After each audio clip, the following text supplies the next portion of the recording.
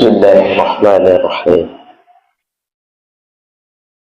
Bimardatillah subhanahu wa ta'ala wa hidayatihi wa inayatihi wa taufiqihi summa ila hadratin Nabiyyil Mustafa Muhammadin Rasulillah sallallahu alaihi wasallam wa ala alihi wa ashabihi wa azwajihi wa ahli baitihi ajma'in summa ila جميع مشايخنا وأساتذتنا ومرشدين ثم لوالدينا خصوصا لمؤلف هذا الكتاب الفاتحة.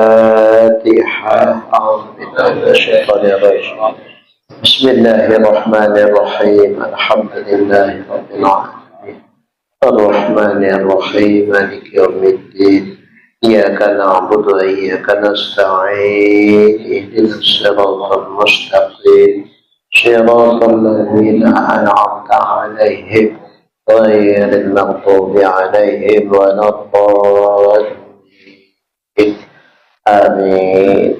الحمد لله رب العالمين والصلاة والسلام على أشرف الأنبياء والمرسلين وعلى آله وصحبه أجمعين. رب اشرح لي صدري ويسر لي أمري واحلل عقدة من لساني يفقهوا قولي. قال المؤلف رحمه الله تعالى وأدام نفعنا بعلومه في الدارين آمين. ثم قال اللهم هداية للصواب يا رب العالمين.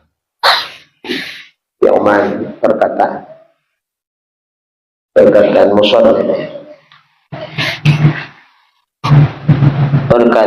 musannif al-wujud. Satu dari 20 sifat yang wajib kita ketahui secara tafsir dengan dalil secara ijmali, yakni Allah wajib bersifat wujud. Jadi perkataan musannif dengan kata wujud, yakni wujud yang zati. Wujud zati. Wujud Allah itu wujud zati. Dengan makna, dengan pengertian wujud zati itu bahwasanya wujud Allah Ta'ala bagi zatnya semata, tidak karena ada ilat. Kalau wujud kita ini diwujudkan berwujud, kalau wujud Allah tidak karena ada ilat. Makanya nanti ulama mendefinisikan wujud itu kan sifat nafsiyah. Al-halul wajibatul lidzat madamatiz zat ghairu mu'allalah bi'illatin. Satu keadaan yang wajib bagi zat selama zat tidak dikarenakan oleh satu karena, tidak karena satu karena. Beda misalnya dengan hal-hal ma'nawiyah, itu mu'allalah bi'illatin, dikarenakan oleh satu karena. Kaunuhu qadiran, dikarenakan adanya kudrat pada zat, maka dia kaunuhu qadiran. Kaunuhu muridan, dikarenakan adanya iradat pada zat, biqiyamil iradah fi zat, karena ada sifat iradat pada zat, maka dia kaunuhu muridan. Begitu juga kaunuhu aliman, itu biqiyamil ilmi bizzat atau bizzat. Jadi dikarenakan oleh satu karena. Tapi kalau hal nafsiyah ghairu mu'allalah bi'illatin. Jadi wujud Allah itu dikatakan wujud yang zati dengan makna bahwasanya wujud Allah itu semata bagi zatnya, tidak ada ilat bagi wujudnya Allah, yakni bahwasanya yang lainnya tidak ada memberi bekas pada wujud Allah Ta'ala. Lain dari Allah tidak memberi bekas pada wujud Allah. Tapi kalau wujud kita itu bekas dari karena kuasa Tuhan menjadikan kita sehingga kita wujud. Jadi kalau zat wujudnya zat Allah, tidak ada yang memberi bekas pada wujudnya. Wujud Allah, wujud zat Allah itu tidak karena diciptakan sehingga dia menjadi wujud. Beda wujud kepada selain Allah, dia baru wujud karena diwujudkan oleh Allah. Wujud zati juga bisa diartikan wajibul wujud. Kenapa disebut wajibul wujud? Karena wujud Allah qadim lagi baqa. Wujud Allah qadim lagi baqa, tidak berawal dan tidak berakhir. Yang tak berawal dan tak berakhir maka pasti wujudnya wajib. Beda dengan wujud selain Allah kita nih. Wujud makhluk ini berawal dan bakal berakhir. Berarti wujud kita diantarai oleh tiada dan bakal berakhir menjadi tiada. Maka wujud yang diantarai oleh tiada dan tiada di tengah-tengahnya itu namanya mungkinul wujud. Wujud yang mungkin dalam artian dia berada dalam qabdah kuasa Allah, dalam genggaman kuasa Allah. Jika Allah menghendaki dia tetap ada, maka dia tetap ada. Selama Allah berkehendak dia tetap ada, maka dia tetap ada. Tapi jika suatu ketika Allah menghendaki dia menjadi tiada, maka dia akan ditiadakan oleh Allah. Sementara dia tidak mampu untuk menolak ketiadaan dirinya di saat Allah meniadakannya. Maka disebutlah dia mungkinul wujud, karena berasal dari tiada dan nanti bakal menjadi tiada. Wujudnya ada karena diadakan. Tapi jika Allah menghendaki wujudnya menjadi tiada, maka dia dipastikan akan menjadi tiada. Beda dengan Allah, wujudnya qadim lagi baqa. Tidak ada yang meniadakan wujud Allah, karena juga tidak ada yang mengadakan. Karena wujud Allah tidak diadakan, maka wujudnya tidak bisa ditiadakan. Paham ya kira-kira? Karena wujud Allah bukan diadakan, kan diadakan, qadim ya kan? Maka wujudnya tidak bisa ditiadakan. Wujud kita diadakan, maka wujud kita bisa ditiadakan. Tergantung kehendak yang mengadakan, tergantung kehendak yang meniadakan. Jika yang menghendaki dia mengadakan untuk meniadakannya seperti asalnya, maka dia akan kembali kepada tiada sebagaimana asalnya. Itulah kita, namanya mungkinul wujud. Sementara Allah wujudnya tidak diadakan, maka wujud Allah pun tak akan bisa ditiadakan. Maka wujud Allah yang qadim lagi baqa ini disebut wajibul wujud, atau disebut juga wujud yang zati. Adapun wujud yang bukan zati, seperti wujud kita, maka yaitu dengan sebab perbuatan Allah menjadi wujudlah dia. Jika Allah menghendaki wujudnya maka dijadikan dia menjadi wujud. Sebaliknya, jika Allah menghendaki dia menjadi tiada seperti asalnya, maka Allah pun menjadikan dia tiada sebagaimana asal. Maka ada dan tiada wujud kita tergantung kepada kehendaknya Allah. Karena innallaha fa'alul lima yurid. Asal dia yurid, fa'al. Asal dia berkehendak, dijadikannya. Jika dia tidak menghendakinya, tidak dijadikan. Begitupun meniadakannya. Jika dia berkehendak meniadakan, maka dijadikan Tuhan dia menjadi tiada. Tapi jika Allah menghendaki tidak meniadakannya, maka dia pun menjadi tetap ada dan tidak menjadi tiada.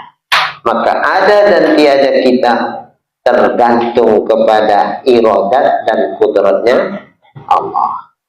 Maka wujud kita yang seperti ini disebut bukan wujud yang zati. Lalu apa namanya? Mungkinul wujud. Dan sebahagian ulama, ini agak nak hati-hati ini masuk ke dalam. Dan sebahagian ulama tidak dia lihat yang lain daripada Allah yang wujud, dan dinamakan ini di sisi mereka itu wihdatul wujud. Ada sebagian ulama memahami daripada wujud itu wihdatul wujud. Kenapa? Karena mereka dalam kondisi fana, tidak di posisi sadar ya. Kalau di posisi sadar nggak boleh, bahaya itu.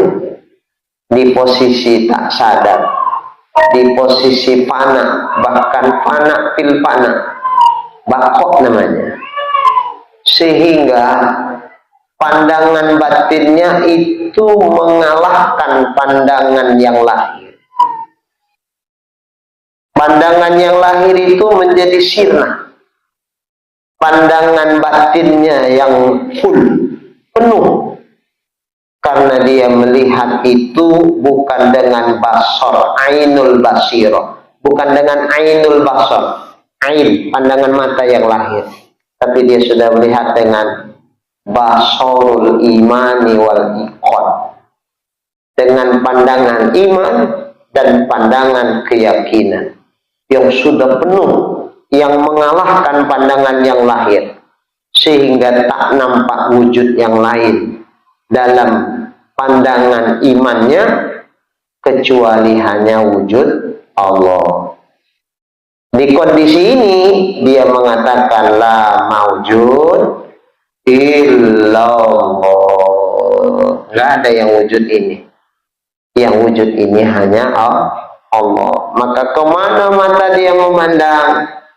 Karena bukan lagi mata yang lahir memandangnya, yang dia memandang dengan nur imannya, sehingga nggak nampaknya lagi wujud yang lain selain wujud Allah.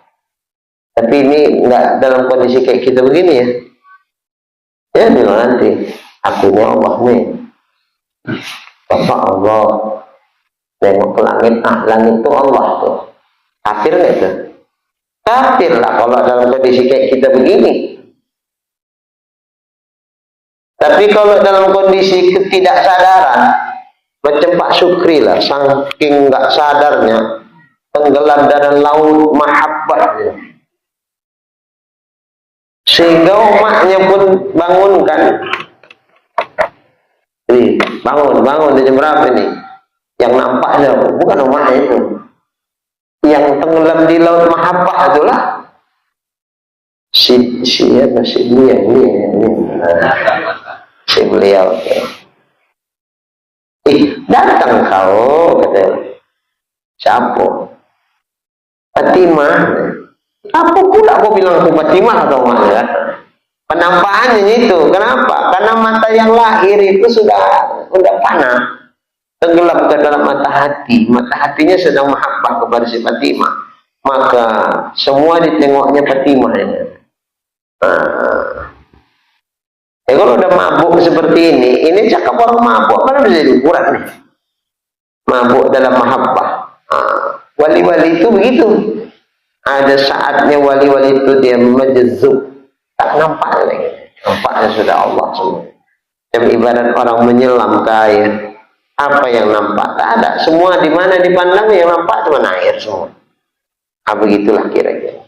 Ini disebut namanya wihdatul wujud. Bukan wihdatul wujud itu dalam kondisi sadar ini itu manunggali kawulolan Gusti, bukan itu. Manunggalnya, menyatunya antara kawulo apa kawulo? Hamba ya? Gusti Tuhan. Jawa. Oh, bahasa Jawa itu? Oh, bahasa Jawa ya. Pikir bahasa Arab juga. Sejawa. Manunggal itu menyatu. Kawulo hamba, Gusti Tuhan. Jadi menyatu Tuhan sama makhluk. Bukan sehingga Tuhan ada pada dirinya, Allah ada pada diriku. Kalau itu terus salah tauhid. Masa pula Tuhan ada pada diri? Dalam kitab Syarah Ummul Bara'in Ad-Dusuki namanya, syiahnya. Salah satu makna al-qiyamu binafsi atau qiyamuhu binafsi. Kalau pakai alif lam, hu-nya dibuang. Al-qiyamu binafsihi. Tapi kalau enggak pakai alif lam, domirnya dimunculkan. Qiyamuhu binafsihi. Jadi alif lamnya itu namanya alif lam ma'rifah. Berdiri. Siapa yang berdiri di situ udah maklum. Alif lam ma'rifah lil ahdi zihni. Udah paham kita yang dimaksud di situ Allah itu. Allah berdiri dengan sendirinya. Tapi kalau nggak pakai alif lam, wajib dimunculkan domirnya qiyamuhu. Qiyamu juga ma'rifah. Ma'rifah dengan apa? Ustadz Karim bil idofah. Idofah kemana? Isim domir, isim ma'rifah. Jadi idofah kepada isim ma'rifah, ma'rifah dia. Maka wajib dimakrifahkan dia dengan idofah kepada domir. Maka domirnya wajib ditampilkan. Qiyamuhu binafsihi. Berdiri dia, Allah maksudnya, dengan sendiri. Itu kan punya dua makna. Salah satu makna daripada qiyamu binafsi, bahwa Allah itu tidak berhajat kepada mahal. Tidak butuh kepada mahal. Apa itu mahal? Zat. Untuk tempat keberadaan dia. Kenapa? Karena jika Allah berhajat kepada zat untuk tempat keberadaan dia, maka berarti dia bukan zat. Berarti dia sifat yang butuh kepada zat atau tempat adanya dia. Sementara Allah bukan sifat. Allah zat yang memiliki sifat-sifat kesempurnaan. Dia bukan sifat, tapi dia zat. Karena dia zat, maka untuk dia menjadi ada, dia tidak berhajat kepada zat. Yang berhajat untuk keberadaan dia itu adalah sifat. Allah bukan sifat, maka dia tidak berhajat kepada mahal, kepada zat tempat keberadaan. Di dalam kitab Ad-Dusuki, syarah daripada Hasyiah dari Ummul Bara'in, di sana disebutkan ini untuk menolak kaum kebatinan, di mana mereka berpaham bahwa Allah itu berada pada diri manusia. Adalah tadi hulul, menyatu Allah pada diri manusia. Makanya mereka katakan Allah itu kan aqrabu min hablil warid. Allah bahkan lebih dekat dari urat leher mereka. Urat leher itu di sini, lebih dekat dari ini. Jadi di mana dia? Apa pula sibuk kau cari-cari? Tuhan ada pada diri kau kok. Kan dekatan yang di diri kau daripada urat leher. Urat leher di sini. Tuhan lebih dekat dari mana? Yang di diri kau lah itu. Ini kaum kebatinan begitu. Maka ditolak itu dengan Allah qiyamuhu binafsih. Dari makna yang pertama, yakni bahwa Allah la yahtaju ila mahallin. Dia tidak berhajat kepada mahal, kepada tempat, kepada zat untuk tempat adanya dia. Karena jika Allah berhajat kepada zat untuk tempat keberadaan dia, berarti dia bukan zat, tapi dia sifat. Karena sifat yang butuh untuk adanya itu dengan zat. Nah, ini kaum kebatinan menyatakan Allah itu ada pada diri kita. Berarti diri kita itu zat itu tempat keberadaan Allah. Ini ditolak. Itu dan itulah manunggali kawulolan Gusti. Kalau menyatu begini sehingga ana al-haq, akulah Tuhan tu, ana Allah, akulah Allah tu, karena Allah ada pada diriku. Wah, ini rusak tauhid. Rusak. Masa menyatu pula Tuhan sama hamba? Hamba makhluk, hamba baru. Masa Tuhan yang qadim lagi bangkok berada pada zat yang baru? Mustahil. Jadi ini bukan itu yang dipahamkan oleh Al-Hallaj. Anak al-haq, di jubahku ini ada Tuhan. Bukan seperti itu. Bukan. Dia dalam kondisi mabuknya itu tak nampak lagi dalam batinnya yang wujud yang lain daripada wujudnya Allah. Hanya dikatakan ana kana Allah. Karena itu fi'il mati. Dulu Allah sudah ada. Dulu itu kapan? Pada azali. Karena wujud Allah itu kan zatnya qadim, tak berpermulaan. Dulu Allah sudah ada. Bila dulu dimaksud pada azal. Walaisa ma'ahu syai'un. Pada azal itu tidak ada bersama dengan Allah sesuatu apapun. Pada azal itu yang wujud itu cuma Allah. Adakah wujud selain zat Allah? Tidak ada. Belum ada apa-apa, belum ada siapa-siapa. Karena memang Allah belum menciptakan apa dan siapa.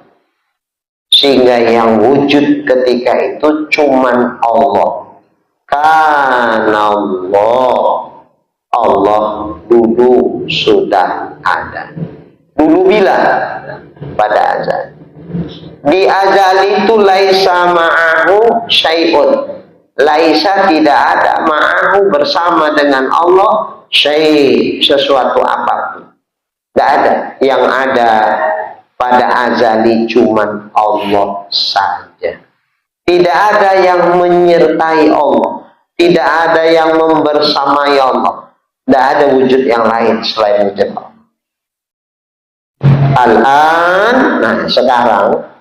Sekarang ini Allah itu ya sama seperti dulu. Kalau dulu laisa ma'ahu syai'un, sekarang pun tetap laisa ma'ahu syai'un. Tidak ada yang membersamai Allah sesuatu apapun. Karena Allah tidak berubah. Kalau dulu tak ada bersamanya sesuatu, sampai kapanpun tak ada yang bersama dengan Allah sesuatu apapun. Loh, tapi kita sudah ada. Allah ada, kita ada. Pertanyaannya, apakah ada kita sejajar dengan keberadaan Allah? Tidak. Wujud kita apakah sama dengan wujud Allah? Tidak. Wujud Allah itu qadim lagi bako. Wujud kita baru lagi fana. Adakah sama wujud yang baharu lagi fana dengan wujud yang qadim lagi baqa? Tentu tidak sama. Makanya Allah itu mukhalafah lil hawadis. Jadi yang mukhalafah lil hawadis, Allah yang qadim lagi baqa, makhluk baharu lagi fana, masa sejajar wujudnya? Mana mungkin? Tidak sejajar itu.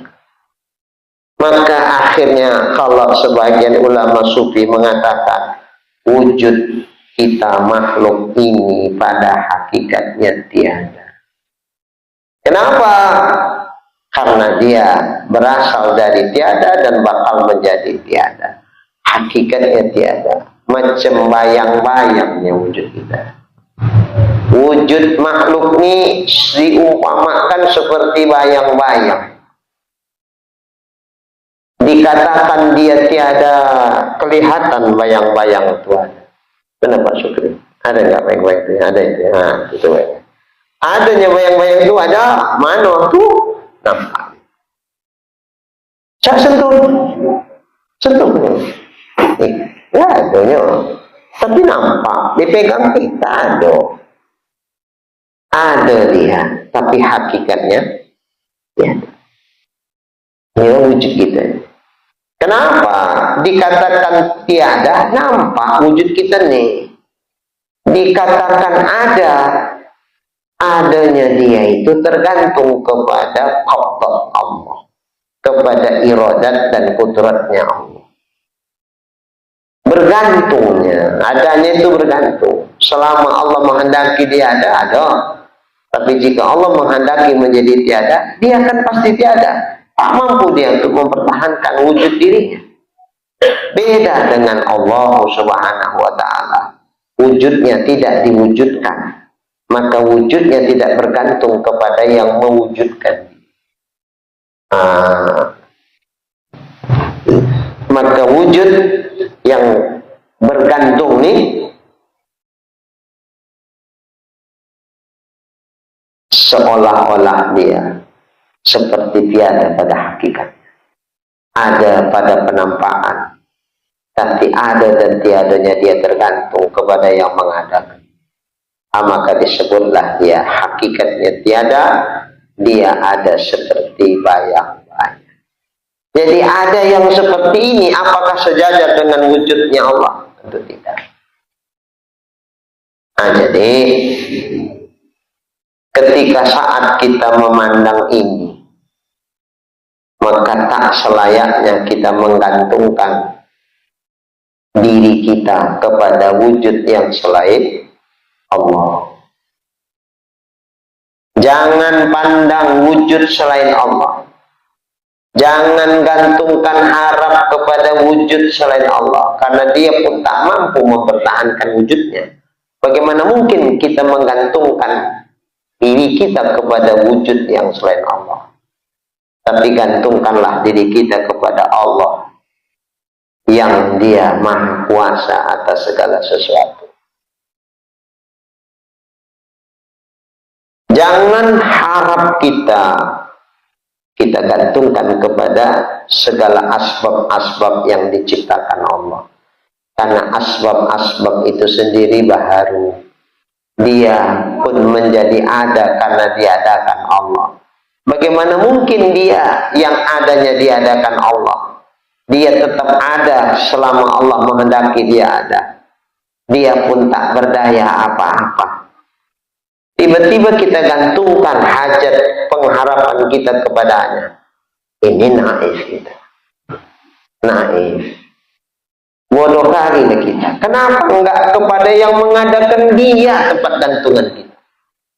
Kenapa tidak kepada yang menjadikan sebab itu tempat harap kita? Kenapa kepada sebab itu? Maka orang yang seperti ini hatinya akan tetap galau. Karena sebab itu berubah-ubah sehubungan dia baru. Maka ketika muncul sebab harap kita jadi kuat. Ketika hilang sebab harap kita pun menjadi melemah. Begitu aja lah kita berubah-ubah. Tapi kalau kita gantungkan harap itu kepada yang menjadikan sebab. Yang menjadikan sebab itu Allah Ta'ala. Allah tidak akan pernah berubah. sehingga hati kita pun akan tetap istiqomah, tempat gantungannya kepada Allah. Contoh, Pak Syukri apa lah ini ya, ngagin-ngaginkan kereta umpama kok tahu Alif ada bocoran. Jadi nak ngebur tak ada yang minta. Oh tahu Alif. Jadi stok sudah mulai menipis. Cuman bang, tak tahu laku. Mana mungkin laku pula lapor-laporkan sama orang. Woi, siapa nak membuat sumur bor? Aku yuk. Orang tu pun tahunya aku bisa. Kalau memang orang tu pula berhajat sama awak, ditanya. Selamanya pun begitunya. Dah. Kita juga lah membeli kereta. Ini memang agak sepi ni kan. Dah. Ya Allah bang, tinggal segini duit kita bang. Kayak mana nih bang? Udahlah tenang saja lah kau. Kalau ada kata Allah ada, kalau tidak paten. Kalau bisa begitu batu. Tapi istri galau. Iyalah, abang bisa lah bilang kayak gitu. Karena kalau tak ada apa-apa pun, abang kan tinggal bilang tentang kau dulu. Aku yang malu bang. Sudah, iyalah. Tiba-tiba ada telepon, Pak Sobri, adanya kereta yang nak dijual. Aku ini butuh kereta. Semalam baru ada orang bilang kalau ada pula yang nak boleh bawa kemari. Aiman paskannya macam pucuk dicinta, pulang pun tiba pas. Apa itu bang? Kata ada orang nak boleh kereta katanya. Semalam aku baru jumpa kereta sianu katanya nak dijual, dibilangnya sama aku. Cocok lah bang. Besar harap. Biasanya kalau upah-upah mengantar nih, kalau cepet 2 cepet tak kemana. Kadang-kadang mau lebih. Tapi kalau 200 tak kemana lah ini. Umpama. Ini di tebak-tebak aja Pak Sutri. Kalau cocok ya cocok, kalau tak cocok ya tak cocok. Namanya pun nyontok. Mudah-mudahan jadi ya bang ya. Ayolah. Salah harapnya. Tahu. Datanglah. Yo, besok. Nanti sore aku datang yo. Yo. Aku tunggu. Yo. Tahu habis zuhur telepon. Pak Sutri, tak maaf laku. Oma aku masuk rumah sakit pula ini. Kita pending dulu kereta tuh katanya. Aiman. Mau lah tak jadi nih. Lomas. Kenapa lomas? Tadi kok semangat? Gini di lomas. Karena digantungkan kepada kereta tuh. Tapi kalau tetap menggantung kepada Allah Subhanahu wa Ta'ala, ada tetap ada, jadi ya tetap jadi. Udah ada dalam ilmu Allah nih. Ta'aluk tanjis qadim pada ilmunya Allah. Inkisab dan nyata sama Tuhan. Kok pun jadi ataupun tak jadi, dan tahunya Allah. Yang diketahui Allah itu itulah yang dikehendaki Tuhan pada azali. Ta'aluk tanjis qadim pada iradatnya Allah. Udahnya itu. Tinggal tanjis hadisnya yang belum bagi kudratnya Allah. Tengok nantilah. Kalau memang ada dalam ilmu dan iradat Allah, pasti dijadikannya itu. Tak akan mungkin Tuhan menjadikan di luar dari ilmu dan iradatnya. Ayatnya udah jelas. Innallaha fa'alun lima yurid. Allah menjadikan apa saja yang apa dia kehendaki. Asal dikehendakinya, jadikannya. Kalau tak dikehendakinya, tak dijadinya. Tak ada yang bisa menghalangi kuasa Tuhan untuk menjadikan apa yang dia mau. Sebaliknya, tak ada yang bisa maksa-maksa Tuhan untuk membuat apa yang dia tak mau. Itulah makna fa'al lima yurid. Kalau memang ada pada iradat Allah di azali, pasti fa'al dijadikannya. Kalau yang tak ada pula, tentu tak jadikannya. Ya kalau inilah pegangan kita, ini pegangan di hati kita, gantungan kita, kira-kira tonang nggak? Tonang. Apa pula recok-recok? Wih, betul. Memakainya itu lempar ya. Panas terasa di badan. Kadang ilmu sudah sampai, tapi mendudukkan ilmu waktu kejadian tua ini berat. Inilah makanya harus sering-sering dikondisikan. Kesitulah ibarat kali ya Allah memasangkan ilmu nih ya Allah, mendudukkan tauhid nih ya Allah, berat kali. Minta tolong ya Allah, tolong aku ya Allah. Bak bisa duduk lagi ini ke hatiku ya Allah, bak sojuk dia ya Allah. Tidak galau-galau lagi. Kalau sudah duduk kaji itu tak galau lagi. Apa mau digalaukan lagi? Sudah selesai. Cuman gitu pun Pak Sukri.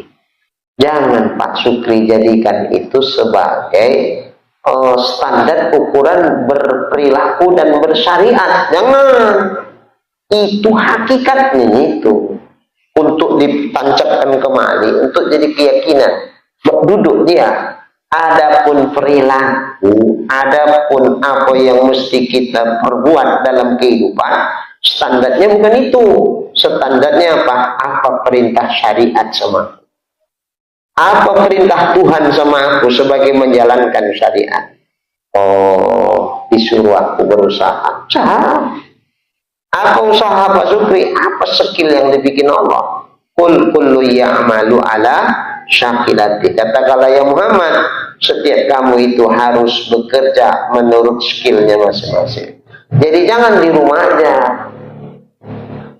Muak orang rumah nengoknya. Iya, Bang. 2 bulannya setelah menikah, Bang, aku tengok abang ganteng, Bang. Tapi kalau di rumah aja terus kayak gini, lama-lama nak muntah juga punya. Bisa ngasih uang belanja, apa nih lama kalau ini. Jadi keluar, tetap berusaha juga.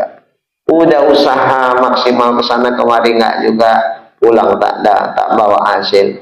Baru kita bilang dalam ilmu Allah dek, dalam iradat Allah dek, sampai hari ini belum ada rupanya dek rezeki kita yang datang yang baru. Yang lama itu juga lah rupanya.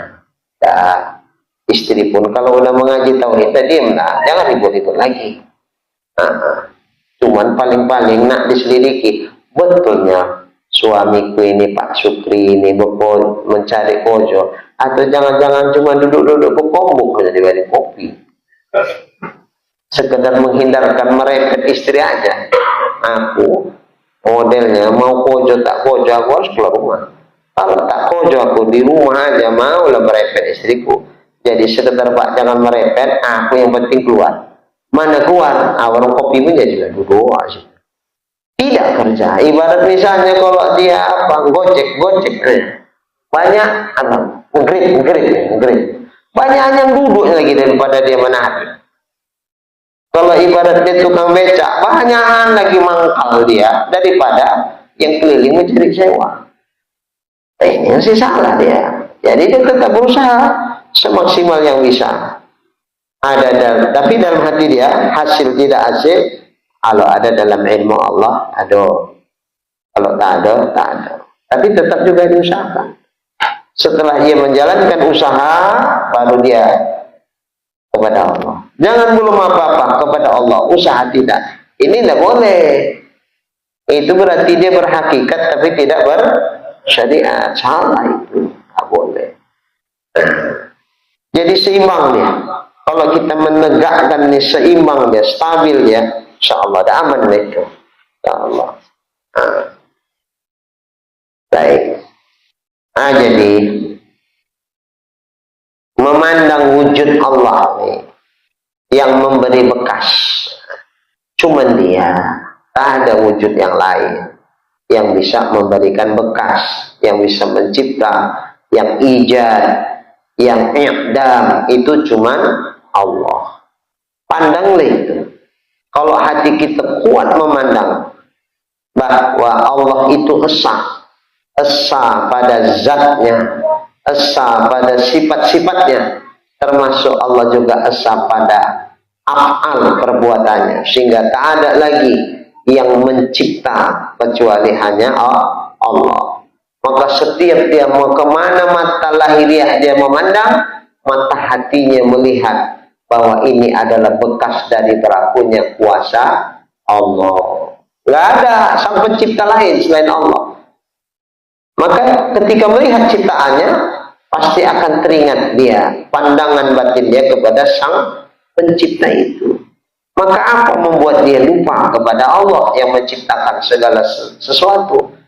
Bukankah setiap dia memandang kepada sesuatu, mata lahiriahnya, lalu mata batiniahnya mengatakan inilah ciptaan Allah. Jadi, mana zortu ila syai'in illa wa ra'aitullah fi. Aku tidak memandang kepada sesuatu kecuali aku lihat Allah itu ada pada sesuatu. Maksudnya kecuali aku melihat Allah yang menciptakan. Jadi dia melihat makhluk, langsung di balik makhluk itu nampaknya Tuhan dengan mata hati, mengimani Allah yang menciptakan. Atau sebelum aku lihat ke makhluk, sudah aku lihat Allah. Maksudnya apa? Sebelum lagi hatinya memandang kepada makhluk, di dalam hatinya sudah Allah duluan hadir. Allah sang pencipta segala sesuatu. Sehingga duluan Allah nampaknya, duluan Allah keyakinannya muncul, baru nampaknya sesuatu yang dipandang oleh mata lahiriah. Ini dua sudutnya. Apakah alam jadi dalil akan Allah, akan wujudnya Allah, atau wujudnya Allah jadi dalil akan alam, wujudnya alam? Kalau ada mengatakan wujud alam dalil adanya Allah, berarti dia masih memandang cahaya listrik lebih terang dari cahaya matahari. Betulkah itu? Cahaya listrik lebih terang dari cahaya matahari. Betul itu? Enggak. Lampu-lampu jalan itu akan bercahaya kalau malam, di mana cahaya matahari tak ada. Tapi begitu muncul cahaya matahari, apakah masih bisa memberikan cahayakah, menerangikah dia bagi tempat sekitarnya? Enggak ada. Terkalahkan dia dengan cahaya matahari. Mana lebih jelas sebetulnya? Wujud Allah atau wujud alam? Wujud Allah. Karena Allah yang menjadikan segala sesuatu. Bagaimana sesuatu itu jadi dalil adanya Allah, sementara sesuatu itu belum ada? Allah sudah wujud. Seharusnya kuasa Allah itu menjadi dalil bahwa alam itu menjadi ada. Allah ada. Allah, keberadaan Allah itu jadi dalil wujudnya makhluk. Karena Allah yang menciptakan makhluk itu. Bukan makhluk jadi dalil akan adanya Allah. Nah, jadi ada dua sisi. Dari bawah ke atas atau dari atas memandang ke bawah. Kalau dari bawah memandang ke atas, pandangan terbatas. Tapi kalau kita di atas memandang ke bawah, pandangannya luas. Maka sogianya lebih nyata Allah daripada alam. Sehingga yang sepantasnya Allah jadi dalil akan adanya alam. Bukan alam jadi dalil adanya Allah.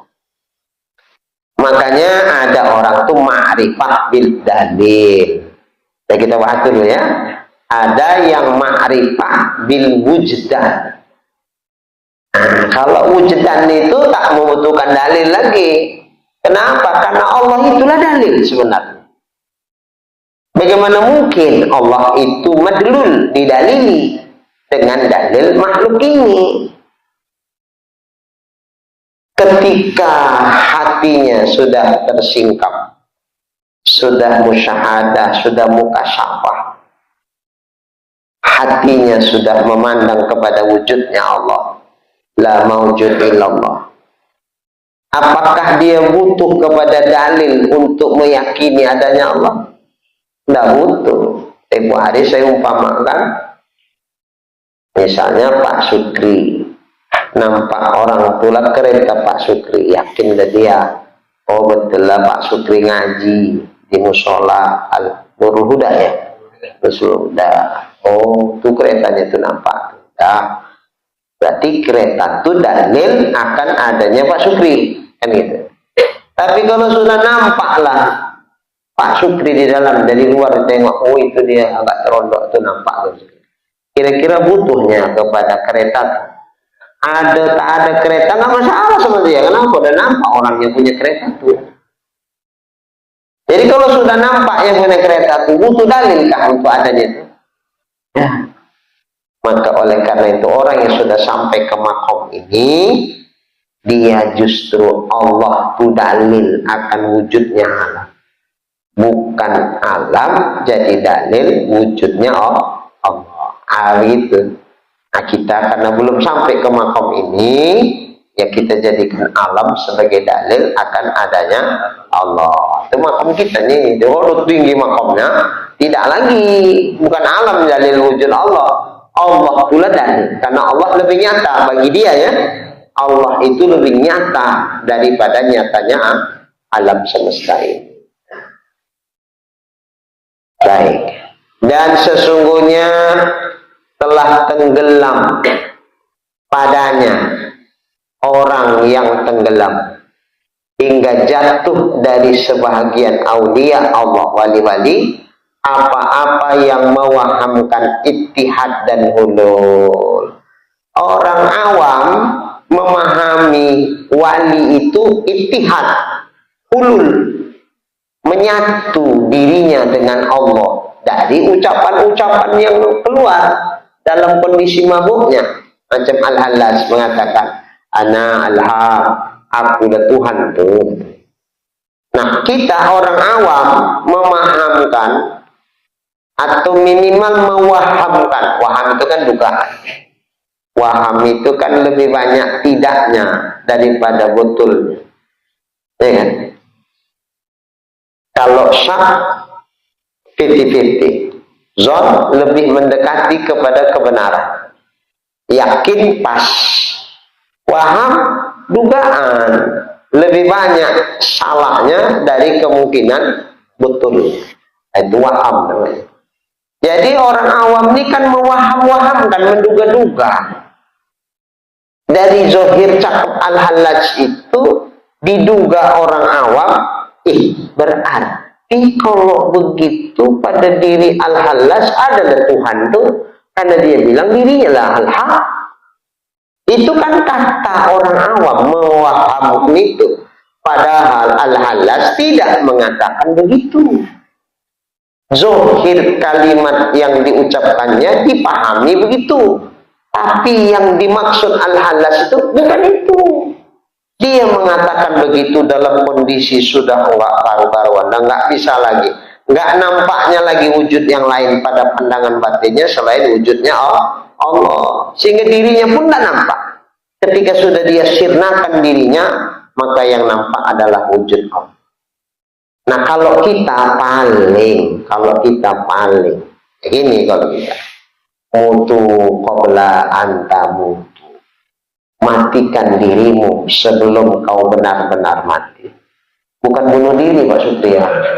Nanti salah memahami matikan dirimu sebelum kau mati, dimatikan betul, bunuh diri dia. Bukan, maksudnya apa?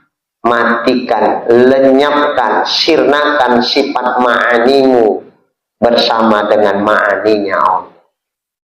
Jangan kau rasakan kau lagi yang punya sifat kudrat tuh.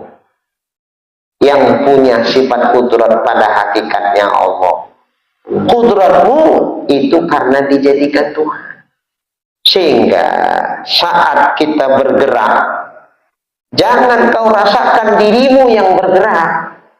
Rasakan Allah menjadikan kau bisa bergerak. Ketika kau melihat, jangan kau rasakan kamu yang melihat, tapi kau rasakan bahwa Allah menjadikan kau bisa melihat. Ketika saat kau berbicara, jangan kau katakan dan kau rasakan dirimu yang bicara, tapi kau rasakan Allah menjadikan kau bisa bicara.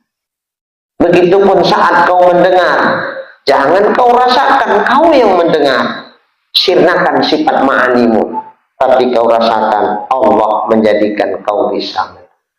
Nah, jadi setiap perilaku apapun, pandangan mata kita, pendengaran telinga kita, ucapan lidah kita, gerak tubuh kita, yang hadir di hati kita siapa? Allah membuat dia semua. Tidak bisa begitu. Boleh. Bukan tidak seperti itu, Muhammad Al-Halal. Sebetulnya begitu. Tapi dia lebih dalam. Kalau kita kan masih sebatas meyakini, ada ainul yakin, ada ilmu yakin. Kita masih sebatas ilmu yakin. Ada ainul yakin. Al-Hallas itu sudah sampai kepada hakul yakin. Sudah sampai ke dzauq, ya, ke intinya, bukan sebatas keyakinan. Kalau kita yakin, siapa yang membuat kita bisa bicara? Siapa yang kita? Allah. Pasti kita akui Allah. Tapi saat kita bicara, kita rasakankah Allah yang membuat kita bicara? Ayo maksudnya. Lupa. Lupa. Kalau Al-Hallas itu sudah sampai lain dia atas dirinya. Yang wujud ketika itu Allah. Sehingga zauq dia menjadikan dia tidak ada. Yang ada adalah Allah yang mengadakan. Dia sudah sampai ke hakul yakin. Kita baru sebatas ilmu yakin. Sama-sama yakin, tapi kelas yakinnya beda. Kelas yakinnya beda. Jadi Malik apa Malik menciptakan negara kita. Macam tadi? Tujuan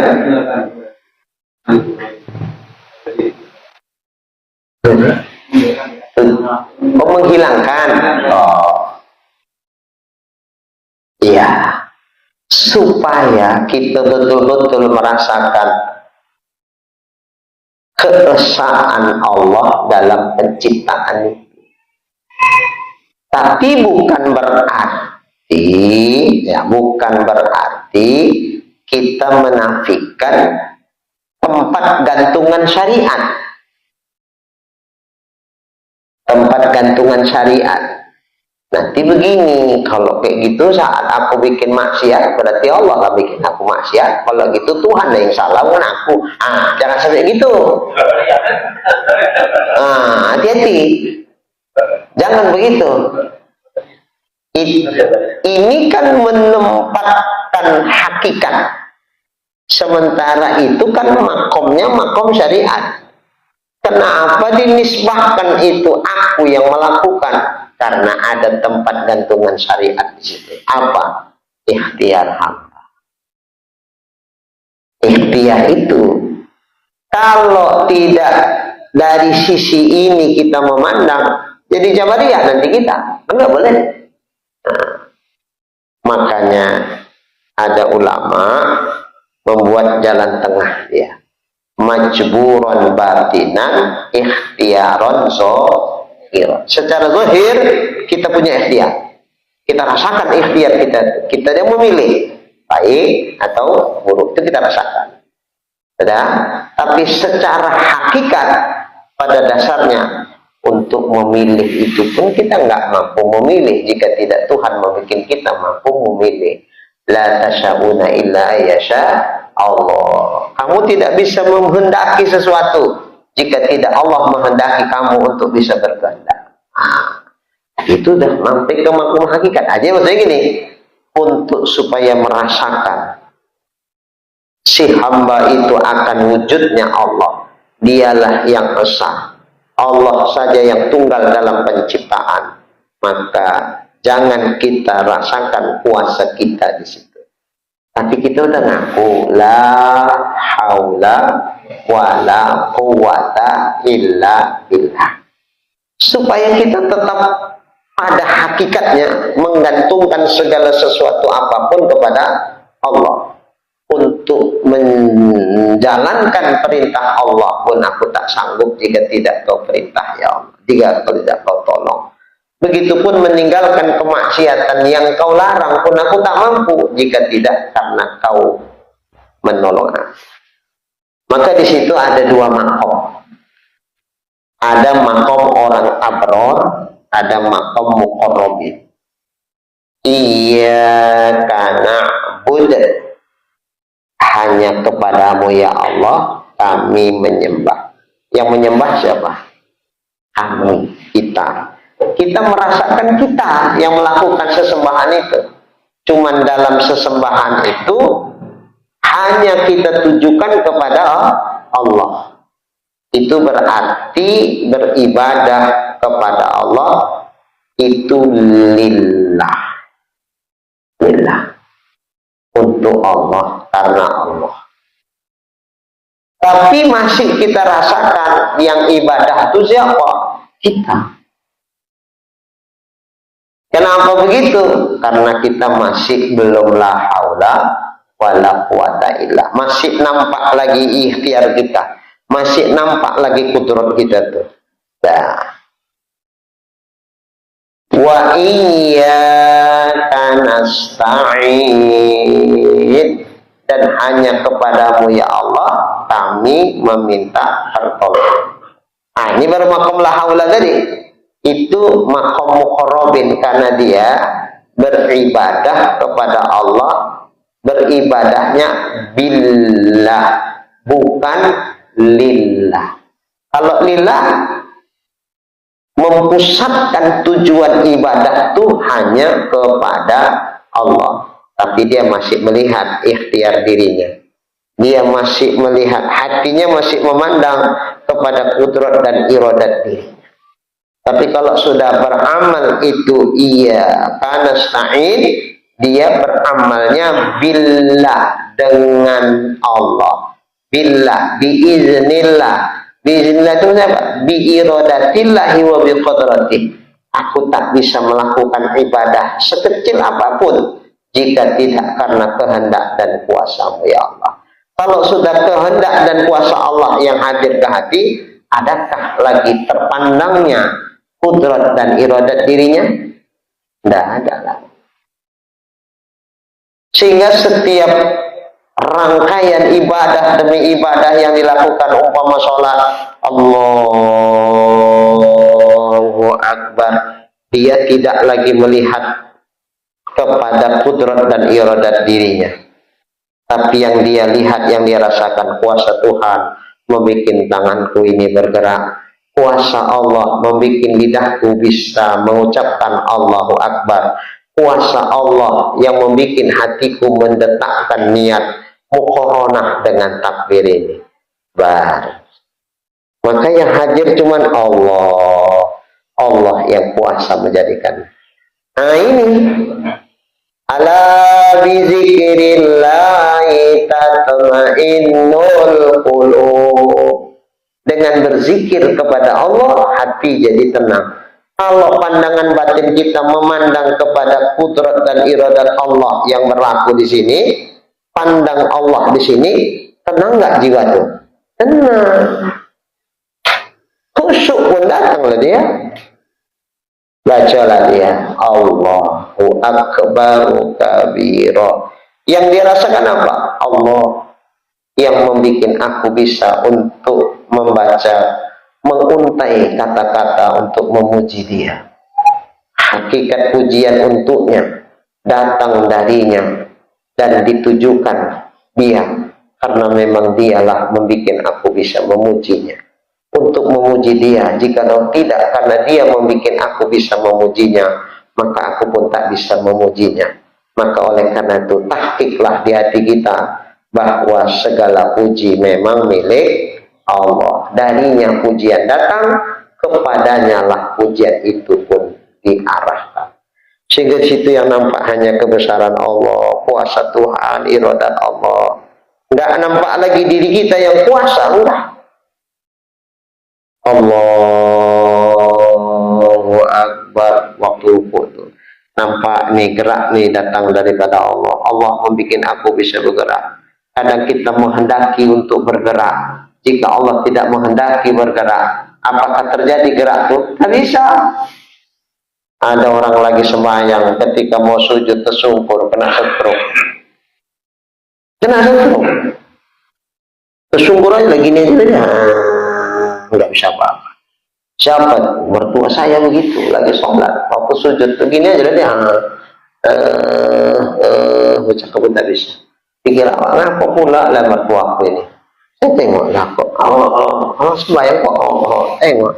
Udah suruh dia gini aja lah, mau sujud turun gini aja. Ternyata Tuhan tidak berkehendak dia untuk mampu menyelesaikan sholatnya. Sebatas itulah dia sholat. Udah, dia meninggalkan astro. Masya Allah. Jadi Malik, umpamanya ketika sholat dari kita memandang ini semua dari Allah Malik, enggak? Batal menurut ukuran apa nih? Ukuran fikih atau ukuran apa? Fikih. Ukuran hakikat lepas. Ukuran fikih. Ukuran fikih. Coba yang batalkan sholat apa saja? Wah, gitu Pak.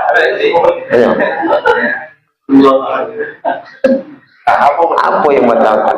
Secara fikih lah dulu. Tak ada. Secara hakikat udah lepas lah itu kan.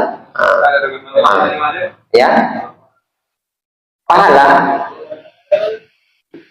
Dari mana sebab maka pahala itu hilang? Malah full dia. Memang itulah. Udah sesuai dengan apa yang diperintahkan Tuhan, kita pula melakukannya. Kalau sudah pandangan batin ke situ, adakah kita bisa meriakkan amal ini? Kita riak itu karena kita merasa kita yang membuat. Maka muncul riak kita. Kita tunjukkanlah yang kita punya ke orang lain, bahwa orang lain pun memuji-muji awak. Tapi kalau ini kita rasakan bukan aku nih membikinnya, Tuhan membikinnya sehingga aku bisa kayak begini. Masa iya sih yang kita kalau udah sadar bukan punya kita, masa kita bangga dengan itu? Pak Sukri lah misalnya. Aku lagi ada kawannya baru beli kereta baru seminggu. Pak Sukri, pergi kita ke sana. Ngapo? Udahlah, ikut aja lah. Oke lah. Pak Sukri bawanya. Jangan aku. Takut aku nih baru ini keretanya. Udah aku bilang pakai. Dah aku yang bonceng. Wah, jumpa orang di jalan. Kereta baru nih Pak Sukri ya. Macam mana perasaan Pak Sukri? Yang punya di belakangnya. Gimana? Ada terasa sedikit bangga, wah dibilang kereta baru. Gak ada bersih di hati kita. Gak ada sedikit pun bangganya wak kereta baru. Kenapa? Karena kita sadar sesadar-sadarnya bukan punya aku ini. Punya ini di belakang orang. Gak ada lagaknya sedikit pun, gak ada. Paling-paling kita bilang, punya bapak nih, aku cuma monceng ini. Nah, paling gitu. Jadi kalau kita merasa itu punya kita, di situ baru datang lagak tuh. Pamer pun datang, riak pun muncul. Maka supaya jangan ada itu semua, jangan kita klaim itu kita. Nah, jadi kalau sudah hadir di situ bahwa ini Tuhan, membikin aku bisa sholat nih Allah, membikin aku bisa ibadah nih Tuhan. Apa yang mau kubanggakan dari ibadah?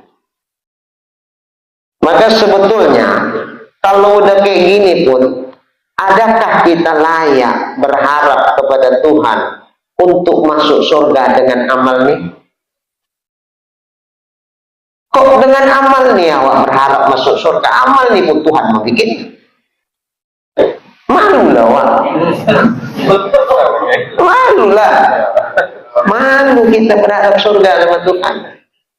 Pakai amal nih. Maka kalau itu kita mengharapkan surga boleh nggak? Boleh. Tapi jangan kaitkan amal nih.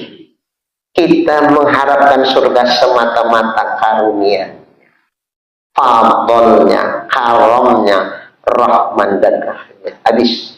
Nah. Sehingga Allah memberikan surga kepada hambanya, itu pun karena fadl dan karunia, bukan karena amalnya. Bagaimana mungkin Allah menjadikan orang masuk surga karena amal itu pun dari dia. Jadi ada etika kita minta surga itu sama Tuhan. Salahkah seorang hamba meminta surga Allah? Tidak. Tidak boleh salah. Cuma jangan pernah disangkutkan mintanya itu dengan amal. Ada kaitan itu kalau sudah itu Allah. Maka awak suka kekkan.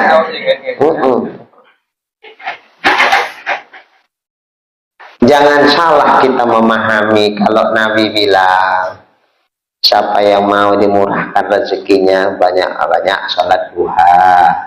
Siapa yang mau dimurahkan rezekinya baca-baca surah Waqiah. Setengah awak membaca surah Waqiah. Nanti setelah kita baca surah Waqiah, besar harap awak murah dari rezeki kita baca surah Waqiah. Cemana kita berharap dengan surah Waqiah yang kita baca nih Allah memberikan kita rezeki. Bisa pun awak membacanya pun karena Tuhan membikinnya membaca. Malunya kita mengkaitkan surah Waqiah yang kita baca dengan kita minta rezeki. Baca-baca aja surah Waqiah tuh. Minta-minta aja, jangan dikait-kaitkan kemana.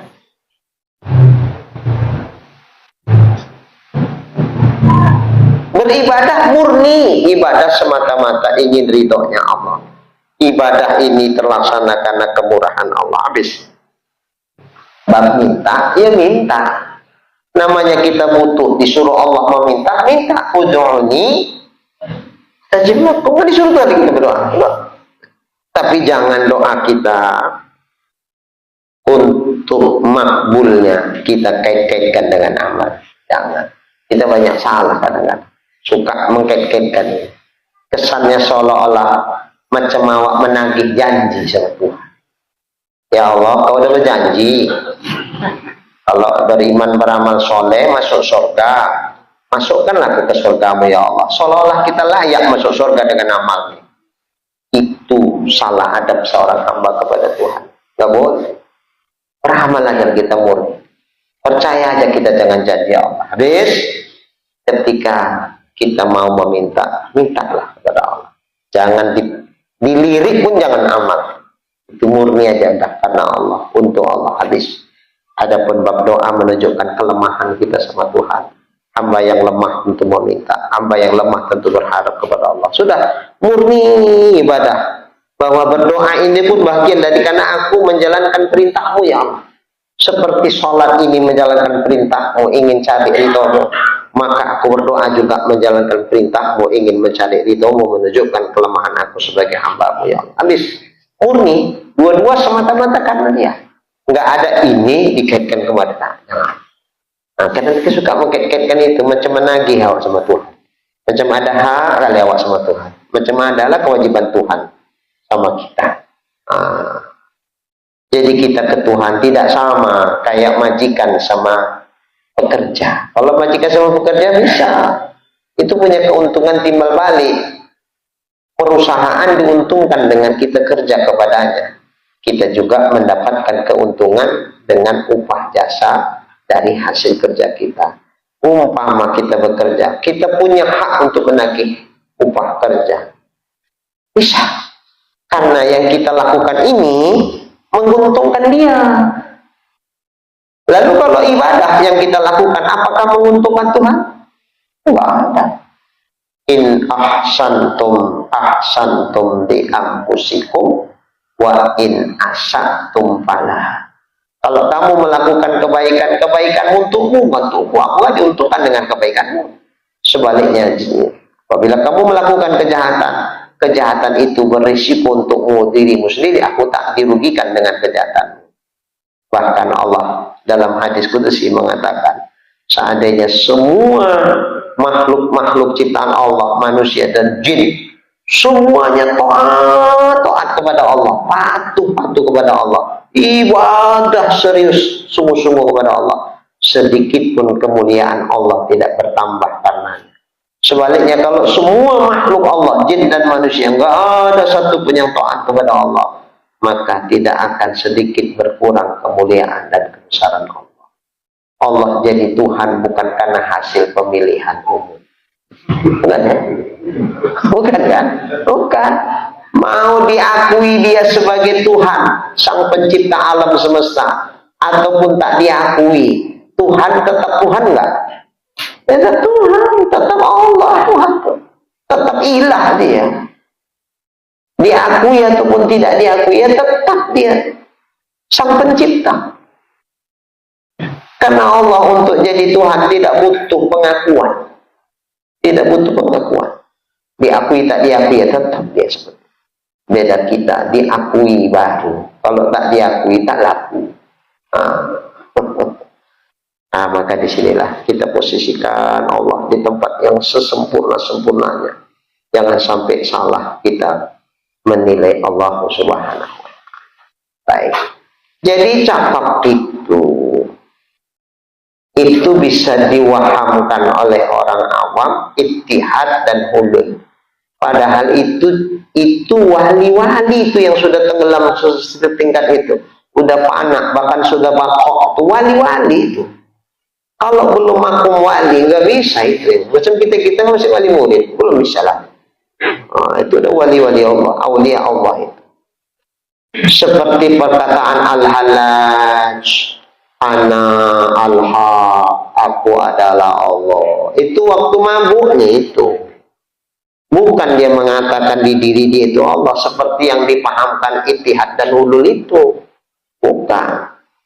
Dan seperti kata sebagian mereka, tidak ada di dalam jubahku ini selain Allah. Ya, meriah di jubah dia pula Allah. Cuma anak kucing itu di jubahnya. Itu di posisi macam mana? Di posisi panak dan bakoknya mereka, sehingga tak nampak lagi kepada yang lain selain Allah. Bukan berarti Allah menyatu dengan makhluk ciptanya, bukan. Kalau menyatu itulah ittihad dan hulul itu. Tidak. Tapi orang awam memahamkan zohir kalimatnya kan begitu. Makanya ini membahayakan buat orang awam. Akhirnya karena membahayakan, bukan ulama yang ketiga itu menyalahkan Al-Hallaj, tidak. Mengkhawatirkan ucapan Al-Hallaj dipahami oleh orang awam itu dengan pemahaman yang salah. Makanya ya udahlah, sumber masalah kan adanya pada Al-Hallaj. Di kondisi dia nggak sanggup memblokir dirinya karena sudah tenggelam di dalam panaknya, sehingga tak sadar lagi dia bercakap begitu. Tapi kalau dibiarkan ini cakap terus menyebar, ini membahayakan buat orang awam. Maka demi menyelamatkan akidah orang awam, elok satu sajalah diselesaikan. Akhirnya dihukumlah dengan hukuman mati Al-Hallaj. Dan lafaz ini tidak boleh pada syarak. Ana al-haq, akulah Allah Tuhan. Ini di hukum syarak nih, kan salah nih cakap nih. Walaupun yang mengucapkan gini kita lihat posisi sedang bagaimana dia. Kalau lagi memang sedang panaknya, dengan ketidaksadarannya dia mengatakan begitu, karena dia sudah masuk alam zauq yang terlalu dalam membuat dia tak sanggup memblokirnya, sehingga nyelotehlah kalimatnya seperti itu. Ini secara hakikatnya dia tidak bisa disalahkan, tapi zahir kalimat yang keluar dari mulutnya secara syariat itu salah, membahayakan orang awam. Karena mewahamkan orang awam menduga bahwa ini hulul dan ittihad. Tetapi kaum itu yang mengatakan anak al-haq tadi sudah tenggelam itu, terkadang dikalahkan mereka itu oleh ahwalnya. Kondisi batinnya itu mengalahkan kondisi zahir, sehingga nyelotehlah dia tak apa-apa kalimat yang keluar. Ahwalnya lebih kuat daripada kondisi yang lahir. Maka akhirnya ditakwillah apa yang jatuh dari mereka itu dengan apa yang sesuai akalnya. Jadi nggak boleh kita orang awam nggak boleh memahamkan zohir kalimatnya macam mana yang zohir. Oh, al-halat sudah berubah jadi Tuhan sekarang. Nggak boleh. Ditakwil itu cakapnya. Nggak boleh zohir kalimatnya itu kita pakai. Bahaya itu. Tapi ketika saat mengkhawatirkan buat orang awam yang tak mampu mentakwil, dia takut mengambil zohir kalimat yang diucapkan al-halaj, ini membahayakan akhirnya. Di antara orang yang berfatwa supaya dibunuh al-halaj itu adalah Imam Junaid al-Baghdadi. Padahal Imam Junaid ini seorang sufi juga ini. Wali Allah juga ini. Kenapa dia memfatwakan begitu? Karena dia berpikir bahwa ini bahaya. Nanti orang awam memahaminya bisa salah. Akhirnya dia memfatwakan, udahlah kalau gitu al-halal sajalah yang dikorbankan dibunuh supaya tidak merusak akidah orang awam. Apakah yang membunuh ini disalahkan? Tidak. Apakah yang dibunuh juga disalahkan? Tidak. Tergantung makomnya di mana. Ini dia menjaga orang awam yang di sana itu sudah tenggelam, maka dia pun nggak menyalahkan orang yang membunuh dia, nggak menyalahkan. Jadi di posisi yang sama, cuman sudut pandangnya saja yang berbeda. Bukan Imam Junaid tak merasakan apa yang dirasakan al-halaj itu. Dia sama-sama wali Allah ya. Tahu ini. Al-halaj itu bercakap begitu karena ini. Tapi tidak boleh itu terlalu keluar, nanti dipahamkan orang awam berbahaya. Sementara al-halaj sudah nggak mampu menahan. Ahwalnya kuat kali ke situ. Sehingga tak sanggup dia menahan ucapan-ucapan itu. Diucapkan tak sadar dia begitu. Jadi kalau ini terus-terusan dibiarkan, bahaya ini untuk orang awam. Makanya ya sudahlah. Supaya akidah orang awam jangan sampai terpeleset, akibatnya bisa sesat, bisa nanti kafir, maka al-halaj diputuskan untuk dibunuh. Tapi seandainya umpama al-halaj mampu, ahwalnya mampu menahan itu, dia mampu menahan ahwal yang datang itu, sehingga dia di posisi macam mana layaknya Imam Junaid itu. Mampu dia menahan, ya aman, kan nggak berbahaya buat orang awam. Tapi karena dia nggak sanggup, ahwalnya lebih kuat, apa yang datang dari zauknya itu nggak sanggup dia tahan, sehingga cus keluar dia, muncrat dia keluar. Masuk, waduh kalau kayak gini bahaya. Ya udah, akhirnya dia putuskan itu. Tapi kalau dia sanggup menahan, itu nggak apa-apa. Memang begitulah. Orang kalau sudah tenggelam dalam laut ma'rifatnya kepada Allah, sudah usul Allah, dia nggak nampak yang lain lagi, yang nampak wujud Allah. Bukan berarti wujud Allah dan alam menyatu, enggak, salah itu. Cuma orang awam memahaminya seperti itu. Nah, ada kaum kebatinan, mereka belum sampai ke makom ini, tapi mereka merasakannya sudah seperti itu. Bukan mereka usul ilallah, tapi usul ila syaitan. Sehingga mereka menyimpulkan Allah sama dirinya menyatu. Wah, ini bahaya ini. Padahal yang dimaksud oleh al-halaj dan orang-orang yang semakam dengan beliau, enggak itu. Tapi kebatinan sebetulnya dia tidak merasakan itu, tapi memahamkan zohir dari itu. Kemudian dikatakan dirinya menyatu dengan Tuhan. Wah, ini bahaya. Ini yang bahaya, kaum kebatinan. Maka supaya jangan kita seperti kaum kebatinan memahami cakap al-halaj ini, maka harus kembalikan kepada syariat, pegangan syariat itu harus kuat. Seginilah dulu, 10:15 Pak Sukri diam-diam aja. Seginilah dulu. Mudah-mudahan apa yang kita kaji insyaallah menjadi ilmu yang bermanfaat. Amin ya rabbal alamin.